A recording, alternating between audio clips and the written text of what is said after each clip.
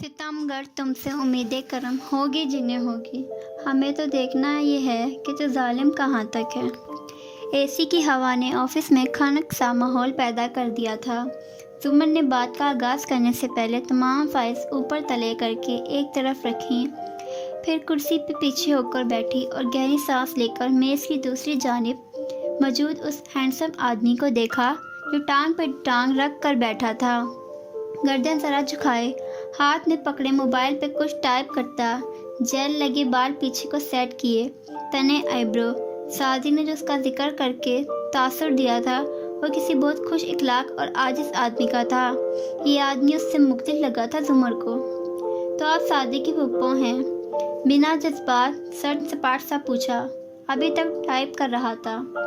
جی کاردار صاحب، اس نے سر کو ہلکا سا خم دیا۔ اس لحاظ سے میں یہ سمجھتی ہوں کہ آپ کچھ پروفیشنل کٹسی کا مظاہرہ کریں گے۔ آپ کے کلائنٹ نے میرے ڈرائیور کو لوٹنے کی کوشش کی، پھر اسے گولی مار دی۔ گولی چل گئی، اس نے ضبط سے تصحیح کی، اور پھر اس نے پولیس کے سامنے اعتراف بھی کر لیا۔ جی، جب اس نے خود پولیس کو بلایا تھا کہ وہ زخمی ڈرائیور کو اسپتال لے جا سکے، تب اس نے اعتراف کر لیا۔ آپ ایک چور اور قاتل کی حمایت کر رہی ہیں۔ ہنوز گردن جھکائے تیز تیز ٹائپ کر رہا تھا۔ میں اپنے کلائنٹ کی حمایت کر رہی ہوں۔ رات دیر کو رکی۔ کیا ہم اس معاملے کو سیٹل کر سکتے ہیں؟ ایک دفعہ غور سے مجھے دیکھیں اور بتائیں، کیا مجھے آپ کی دیت چاہیے ہوگی؟ زمر نے سر سے پاؤں تک اس کو دیکھا۔ ہزاروں روپے کا ہیئر کٹ، 2.5-3 لاکھ کا سوٹ، کتنی ہی مالیت کے جوتے، اور وہ اس کی گھڑی۔ پروفیشنل کٹسی کاردار صاحب، اس نے یاد دلایا۔ ہاشم نے موبائل رکھا اور نظر اٹھا کر بے تاثر آنکھوں سے اسے دیکھا۔ بی بی، میں آپ کو ایک فیور دوں گا۔ آپ اپنے کلائنٹ کو کٹہرے میں لے آئیں۔ کبھی بھی نہیں۔ آپ اس کو کٹہرے میں لا کر جج کے سامنے ٹیسٹیفائی کرنے دیں۔ مجھے اس کی دیت نہیں چاہیے، مجھے اس کی شرمندگی چاہیے۔ آپ ایسا کر دیں، میں کم سے کم سزا کا مطالبہ کروں گا۔ وہ چند لمحے پرسوچ نظروں سے اسے دیکھتی رہی۔ وہ سنجیدہ تھا۔ کتنے سال؟ ہاشم کے سنائے گئے سال اسے قبول تھے۔ اوکے، اس نے حامی بھر لی۔ وہ اٹھا، کوٹ کا بٹن بند کیا، ہلکا سا مسکرایا، سر کو خم دیا اور باہر نکل گیا۔ اس نے موبائل چیک کیا۔ فارس کی کوئی کال، کوئی پیغام نہ تھا۔ وہ قدر متضباط سی بیٹھی رہی، پھر اسے فون کیا۔ آپ نے کہا تھا کہ آپ صبح آئیں گے، میں انتظار کر رہی تھی۔ وہ ایک لمحے کو بالکل خاموش ہو گیا۔ میں آ رہا تھا۔ زمر کو تسلی ہوئی۔ اس آدمی کو ابھی آدھا گھنٹہ پہلے اس نے کوریڈور کے دوسرے سرے پہ واقع ایڈوکیٹ مشہور کے چیمبر میں گم ہوتے دیکھا تھا۔ روز ہی وہ آتا، ہر دفعہ اسے گزرتے گزرتے کوئی سخت بات کہہ جاتا، کوئی معنی خیز اشارہ۔ اف، وہ تنگ آ گئی تھی۔ باہر جانے کے لیے دروازہ کھولا تو اسی وقت فارس نے اسے کھولنے کو ہاتھ بڑھایا تھا۔ اس کا ہاتھ ہوا میں رہ گیا، پھر اس نے پیچھے کر لیا۔ ایک پرسوچ نظر زمر پہ ڈالی۔ اس کے چہرے پہ اسے آتے دیکھ کر اطمینان آیا تھا۔ لونگ مزید چمکنے لگی۔ رانا صاحب میرا انتظار کر رہے ہوں گے، مجھے دیر ہو جائے گی۔ آپ خود اس سے بات کر لیں گے نا؟ وہ تسلی کرنا چاہ رہی تھی۔ وکلا کے چیمبرز کے آگے یہ راہداری تھی، بالکونی نما، جس کے دوسرے طرف سے نیچے موجود مارکیٹ، گاڑیوں کا شور، تانبائی کا ٹھیلا سب نظر آتا تھا۔ وہ دونوں وہی کھڑے تھے۔ کدھر ہے وہ؟ جیبوں میں ہاتھ ڈالے کھڑے فارس نے ادھر ادھر گردن گھمائی۔ آج وہ جینس پہ راؤنڈ نیک والی شرٹ میں ملبوس تھا، جس کی آستینیں کلائی سے باز بھر پیچھے تک آتی تھیں۔ وہ اپنے کزن سے بہت مختلف تھا۔ یہ ارشد فیاض مونچھوں والا، زمر نے آئیبرو سے اشارہ کیا۔ وہ شخص اب چیمبر سے نکل رہا تھا۔ فارس نے چند لمحے غور سے اسے دیکھا، پھر بہت سکون سے زمر کی طرف گھوما۔ آپ جائیے، میں نرمی سے سمجھا دوں گا، وہ صبح آ کر آپ سے معافی مانگے گا۔ اس کی آنکھوں میں حیرت ابھری، پھر فکر مندی۔ مگر فارس، آپ اسے ڈونٹ وری، میں اس کا ہاتھ بھی نہیں لگاؤں گا۔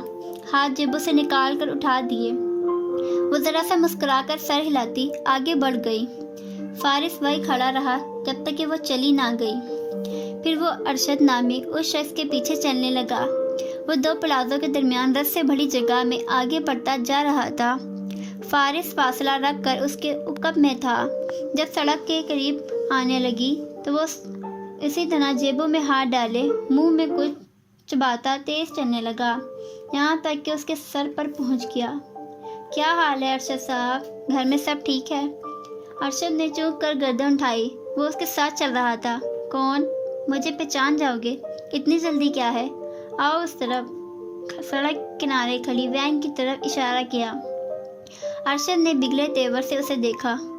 او، کون ہو تم؟ آرام سے بھائی صاحب، اس طرف آئیے، آپ سے کچھ حساب کتاب کرنا ہے۔ وہ وین کے قریب تھے۔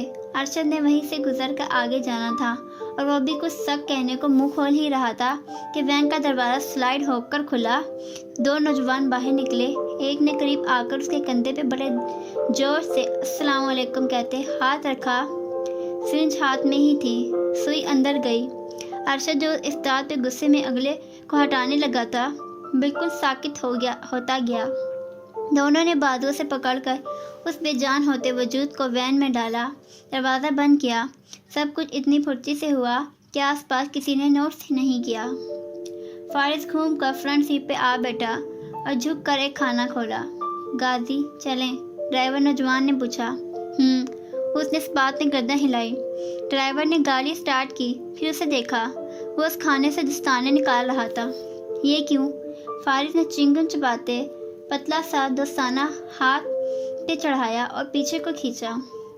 زبان کا پکا ہوں، وعدہ کیا تھا اس کو ہاتھ نہیں لگاؤں گا۔ اب وہ دوسرا دستانہ پہن رہا تھا۔ ڈرائیور نوجوان نے ہنس کر سر جھٹکا اور واپس کار گھمانے لگا۔ تقریباً 4 گھنٹے بعد ایک نسبتاً سنسان سڑک پہ وہی وین رکی۔ دروازہ سلائڈ ہو کر کھلا۔ ارشد کو نیچے اتارا گیا۔ اس کے چہرے پہ کسی خوف کا نشان نہ تھا، البتہ وہ سفید نقاہت زدہ سا تھا۔ فارس نے اترے بغیر ذرا جھک کر اس کا کالر پکڑا اور اس کی آنکھوں میں دیکھتے ہوئے چبا چبا کر بولا، تمہارا چہرہ اس لیے چھوڑا ہے تاکہ جس کو تم اذیت دے رہے تھے اسے علم نہ ہو سکے۔ صبح جا کر تم اس سے معافی مانگو گے اور دوبارہ اس کو شکل مت دکھانا اپنی۔ اور ہاں، اگر ہمارے ڈرائنگ روم کی سیر کا سفر نامہ اسے بتایا یا دوبارہ اس کو ہراس کرنے کی کوشش کی تو طالبان کی طرف لگا دوں گا تمہارے اوپر۔ امریکی اگلی فلائٹ سے لے جائیں گے اور ساری عمر تمہارا خاندان تمہاری شکل کو ترسے گا۔ بات آئی ہے تھوڑی سمجھ میں یا نہیں؟ کالر کو جھٹکتے سے چھوڑا۔ ارشد نے دونوں ہاتھ اٹھا کر گہرے سانس لیے، سر بار بار اس بات میں ہلایا۔ ابھی وہ کچھ کہنے کی پوزیشن میں نہیں تھا۔ فارس نے ایک نظر اس پہ ڈالی، پیچھے ہوا، دروازہ زور سے بند کیا اور وین زن سے آگے بڑھ گئی۔ کوئی آج تک نہ سمجھ سکا یہ اصول گلشن زیست کا وہی پھول نظر خزاں ہوا جسے اعتبار بہار تھا۔ آج بھی دروازہ میری نے کھولا۔ وہ مسکرائی بھی، مگر پھر بھی نوشیروان کے گھر میں عجیب فضا چھائی تھی، یا شاید سعدی کو ایسے محسوس ہو رہا تھا۔ بہرحال اس نے تمام سچوں کو ذہن سے چھٹکا دیا اور اندر آیا۔ مسز کاردار کا پوچھا، وہ گھر پہ نہیں تھی؟ چلو اچھا ہے، اس کا کل ایگزام تھا۔ شیرو نے اسے بھی کام کے لیے بلایا تھا۔ وہ نپٹا کر وہ جلدی سے واپس پہنچنے کی تیاری کرنے لگا۔ شیرو کے کمرے کا دروازہ کھولنے سے قبل اس نے گردن موڑ کر دیکھا۔ شہرین شاہانہ انداز میں لیونگ روم میں صوفے پہ آتش دان کے قریب بیٹھی تھی۔ سنہری لٹ انگلی پہ لپیٹتی وہ مسکرا کر اسے ہی دیکھ رہی تھی۔ فضا میں گھات لگائے جانے کا احساس بڑھ گیا۔ سعدی نے دروازہ کھولا۔ نوشیروان کرسی پہ بیٹھا تھا، سر اٹھا کر دیکھا۔ آنکھیں گلابی تھی، رقص سے نہیں غصے سے۔ خیریت؟ تم نے اتنی جلدی میں بلایا؟ سعدی نے سرسری سا پوچھا۔ وہ کھڑا ہوا، کڑے تیوروں سے گھورتا سامنے آیا۔ کب سے جاسوسی کر رہے ہو میری؟ سعدی نے گہری سانس باہر کو خارج کی۔ اگر تمہارا اشارہ میرے بکواس مت کرو، میں نے تمہیں اس لیے نہیں بلایا کہ تمہاری سنوں۔ ہاں، تم نے مجھے اس لیے بلایا تاکہ مجھے بے عزت کر کے گھر سے نکال سکو۔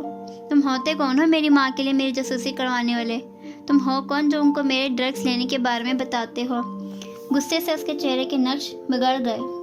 میں تمہارا دوست ہوتا ہوں، تم نے مجھے میری ماں کی نظر سے گرانا چاہا۔ تم نے، اگر گرانا ہوتا تو میں ان کو تمہارے چلان کے بارے میں بھی بتاتا جو گاڑی غلط ڈرائیو کرنے پہ ہوا تھا۔ میں ان کو تمہارے اس لڑکی کے منگیتر سے مار کھانے کا بھی بتاتا جس کو تم مسلسل کالز کر رہے تھے، اور بھی بہت کچھ بتا سکتا تھا، مگر میں نے تمہارا بھلا چاہا۔ اور شٹ اپ، وہ غصے سے چلایا۔ تم مت چاہو میرا بھلا، جو تمہارا احسان تھا میرے اوپر، آج وہ بھی ختم۔ آئندہ میں تمہاری شکل بھی دیکھنا گوارا نہیں کروں گا۔ میں جا رہا ہوں نوشیروان، کیونکہ میں نہیں چاہتا کہ ہم ایک دوسرے کو ایسی باتیں کہہ دیں جن پہ ہمیں پچھتانا پڑے۔ وہ مزید بے عزت نہیں ہو سکتا تھا۔ شیرو کو چیختا چلاتا چھوڑ کر دروازہ بند کرتا باہر نکلا، پھر ٹھٹک کر رکا۔ شہرین اسی تمکنت سے بیٹھی اس کو دیکھ رہی تھی۔ تم اس دن میرے برادران لاؤ سے پوچھ رہے تھے کہ میں کیسی عورت ہوں۔ اب پتہ چل گیا میں کیسی عورت ہوں۔ ہاتھ بالوں میں اوپر سے نیچے لے جاتے معصومیت سے پوچھا۔ سادی تلخی سے مسکرایا۔